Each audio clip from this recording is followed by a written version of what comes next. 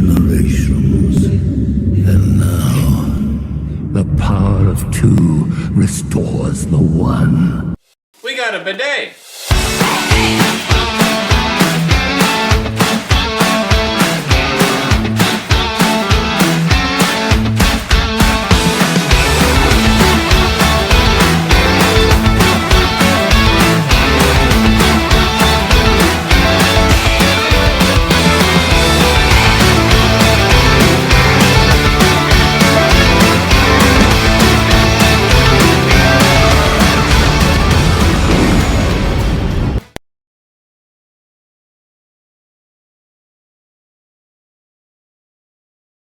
Hey everybody, and welcome to my channel, Dyad in the Rough. Today I want to talk to you about something that I was excited about for quite some time, and just kind of want to talk about the state of where it's at right now, and maybe get some of your opinions on how you feel about Lorcana. That's what we're talking about today. So, if you aren't aware, Lorcana is a Disney trading card game. It has been huge in the media and news for, I think, almost a year now. It's got to be getting close, um, because we're on our fourth set. So it's right around a year. And this is a game where I was super hyped. I had not played actively a trading card game since probably Yu-Gi-Oh! And I would even say that was back in like my middle school years. Sarah and I did collect and play together Star Wars Destiny, but I think we probably bought some of the starter stuff and then bought maybe a box or two of the entire boxes, and had fun with a crap ton of pack openings and stuff like that. But we never were really like super serious about collecting all these different cards. And I feel like Lorcana was probably one of the first things that Sarah and I really saw and was like, oh, we're collecting that together. Because normally, like, I would collect the Black Series figures for Star Wars. And if you didn't know, Sarah collects like vintage Smurf action figures, collects a lot of puzzles. I would probably say we both collect board games together because we love that too. But Lorcana was supposed to be like that really cool trading card game that we wanted to collect together. And so when the game first came out, it was incredibly hard to get access to any of the products just because there was not enough supply. And so prices were outrageous. And I know for at least us, we were pretty turned away from the stuff from the early on release. We waited probably a good month or two before we could even get our hands on some of this stuff at or right around retail pricing. That was kind of our rule. We weren't going to pay like any more than like $10 extra for whatever we wanted. And so after set one was done and they were starting to get their footing a little bit with getting products into the stores, and those scalping prices were coming down a little bit.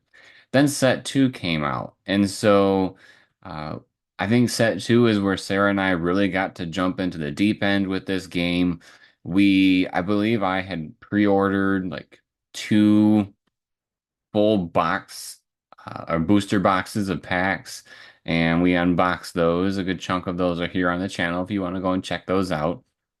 I bought all the starter decks. I bought all the cases and the deck boxes, you name it. I had at least one of all, except for playmats and um, the card binders. Those weren't really my favorite. It didn't bother me that they were four sleeves, but it did bother me that they were side sleeves. So I decided to stop doing those after that.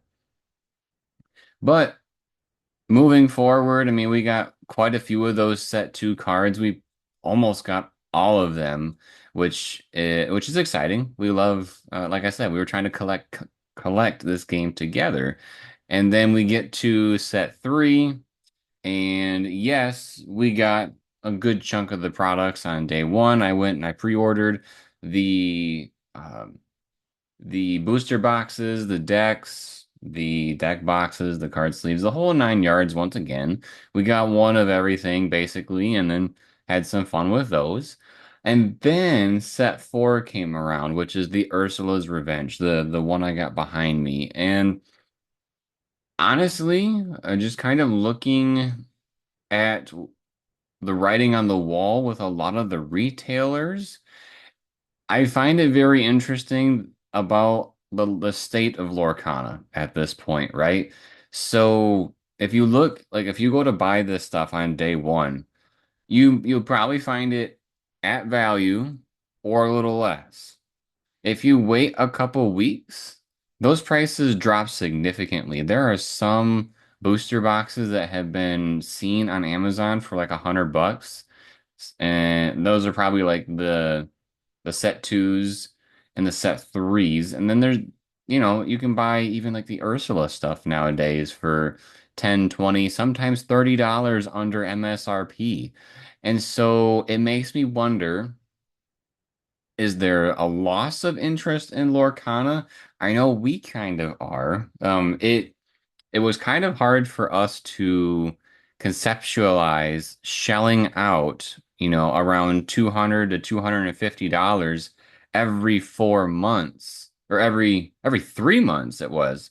It happens 4 times a year, every 3 months. We were, considering shelling out that kind of money for this card game. And even when you shell out that kind of money, you're not going to get every single card, right?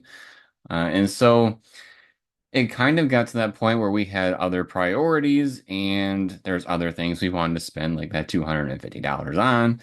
And so we've kind of smoothed out, at least as far as jumping at the products right away. Of course, I went out and I bought a trove. I bought the Ursula's like revenge game that came out with this new set. I was very excited for that.